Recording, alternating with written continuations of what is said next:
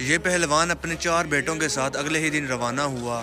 اور راستے میں جب چلتے چلتے بہت زیادہ تھک گیا تو اس کو جب پتہ چلا کہ یہ جو سامنے والی بستی ہے یہاں پہ مولا علی علیہ السلام، مولا علی یہاں پہ مجھے ملیں گے، یہ علی بندہ جس کا مجھے ٹارگیٹ ملا ہوا ہے بادشاہ کے تحت، تو یہ مجھے یہاں پہ ملے گا،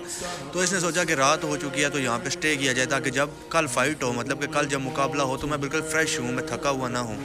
اس نے وہیں پہ اپنا ٹینٹ لگایا اور اپنے سارے بچوں کے ساتھ وہاں پہ ساری رات سٹے کیا، اور صبح جب ہوئی تو اس نے دیکھا کہ ایک شخص جو ہے وہ اسی طرف سے آ رہا ہے جہاں پہ مولا علی علیہ السلام کا پتہ دیا گیا تھا کہ یہاں پہ تمہیں علی ملے گا۔ وہ نوجوان شخص جو اس کی طرف آ رہا تھا اس نے کہا کہ چلو میں اس سے ایڈریس پتہ کر لیتا ہوں کہ علی مجھے یہ کہاں پہ ملے گا، تو میں آسانی ہو جائے گی میرے لیے۔ وہ شخص جو اس طرف سے آ رہا تھا اس نے غالباً اپنے ہاتھ میں بیلچا اٹھایا ہوا تھا، وہ جو قبر کھودنے کے لیے یا جو کام کرنے کے لیے مستری وغیرہ آج کے دور میں یوز کرتے ہیں۔ اس نے اس نوجوان شخص کو بلایا اور اس کو کہا کہ میں علی سے ملنا چاہتا ہوں تو مجھے تم اس کا پتہ بتا دو۔ تو وہ نوجوان شخص کہتا ہے کہ تم علی سے کیوں ملنا چاہتے ہو، کیا وجہ ہے؟ تو یہ کہتا ہے کہ اس طرح سے میں علی سے مقابلہ کرنے کے لیے آیا ہوں، میں نے سنا ہے کہ علی بہت زیادہ بہادر ہے، علی بہت بڑا پہلوان ہے، وہ سب کو چیلنج کرتا ہے۔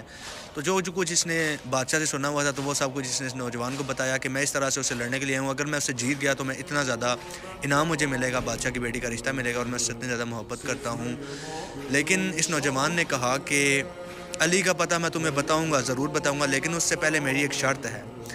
اس نے پہلوان نے سوچا کہ یہ کہے گا کہ مجھے دولت چاہیے، اپنی جو پراپرٹی ہے اس میں سے مجھے بھی کچھ حصہ دو، میں تمہیں علی کا پتہ دے رہا ہوں، ظاہر سی بات ہے کچھ نہ کچھ مجھے بھی ملنا چاہیے۔ لیکن اس نے کہا کہ چلو بتاؤ تمہیں کیا چاہیے۔ اس نوجوان نے دولت کی خواہش نہیں کی، اس نوجوان نے کہا کہ تم پہلے علی سے لڑنے کے لیے جا رہے ہو، تم پہلے مجھے ہراؤ،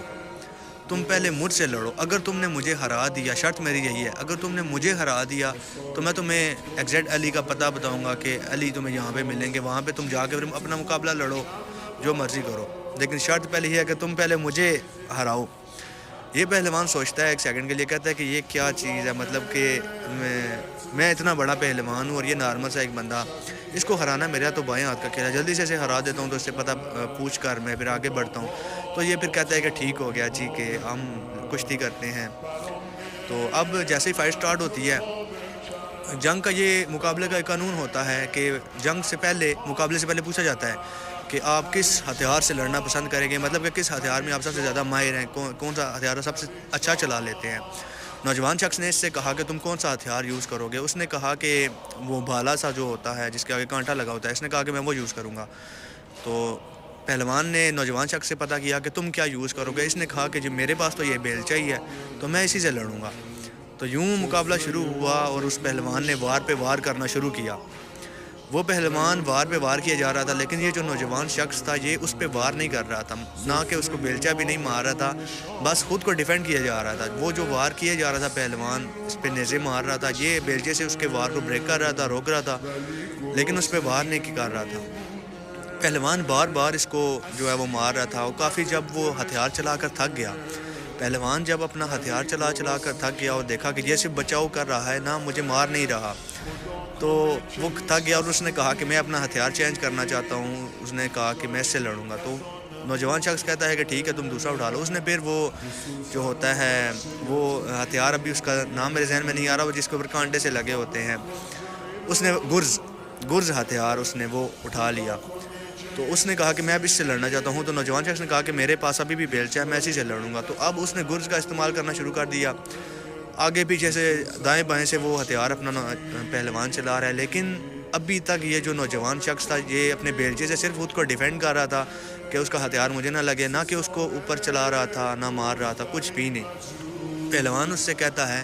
کہ تم مجھ پر کیوں اٹیک نہیں کر رہے، میں تمہیں مار رہا ہوں۔ تو ایک سیکنڈ کے لیے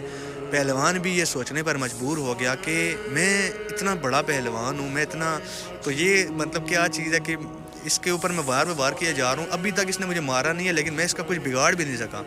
پہلوان بڑا پریشان ہو گیا کہ یہ مجھ سے یہی نہیں سنبھالا جا رہا، تو میں علی سے کیسے لڑوں گا۔ تو اس نے اب کہا جی کہ میں فائنل اپنا جو ہے نا وہ بیٹل کروں گا، ہاتھوں سے آؤ، مطلب کہ ہینڈ ٹو ہینڈ کامبیٹ ہوگا، مطلب کہ ہاتھوں سے لڑیں گے، تم بھی اپنا بیلچا یہ پھینکو تو میں بھی اپنا یہ ہتھیار پھینکتا ہوں، دونوں ہاتھوں سے